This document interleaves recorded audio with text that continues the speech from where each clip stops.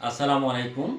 রাত্রে খাওয়ার পরপরই ঘুমিয়ে পড়লে ৫টি সমস্যা হতে পারে।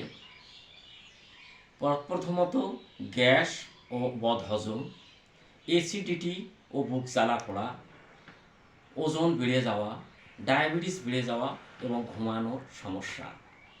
উহার অন্যতম কারণ হলো যে শর্করা জাতীয় খাবার হজম হয় ২ ঘন্টায়, আমিষ জাতীয় খাবার হজম হয় সাধারণত ৩ ঘন্টায় এবং চর্বি জাতীয় খাবার অনেক সময় লাগে। আমরা খাওয়ার পরপরই যদি ঘুমিয়ে পড়ি তাহলে সেক্ষেত্রে যে আমরা খাবারটা খাইলাম উহা হজম হওয়ার জন্য যে সমস্ত এনজাইম দরকার আপনার ওই সমস্ত অর্গানগুলি ঘুমিয়ে পড়ায় আপনার এনজাইমটা আসতেছে কম।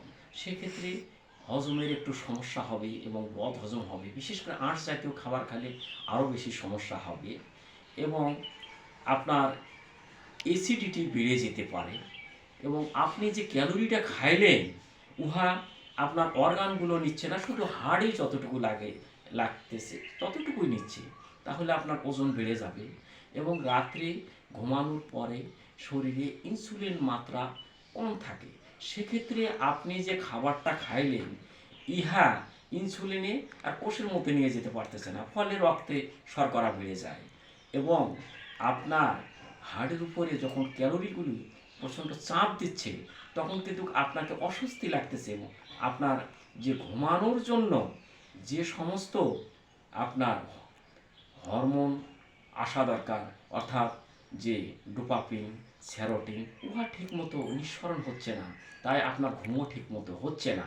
তাই আমি বলবো যে আপনারা খাবার পর ঘুমিয়ে পড়বেন না। অন্তত শর্করা যদি বেশি খেয়ে থাকেন তাহলে ২ ঘন্টা, আর আমিষ যদি হয় অন্তত ৩ ঘন্টা, আর চর্বি জাতীয় খাবার যদি হয় আরও একটু সময় নিয়ে ঘুমান। এবং আপনারা যদি চর্বি জাতীয় খাবারটা খেয়ে থাকেন সেক্ষেত্রে একটু হাঁটাহাঁটি করেন, তারপরে ঘুমিয়ে পড়েন। তারপরে দেখবেন যে আপনার সবগুলি সমস্যার সমাধান হবে, ফ্রেশ ঘুম হবে।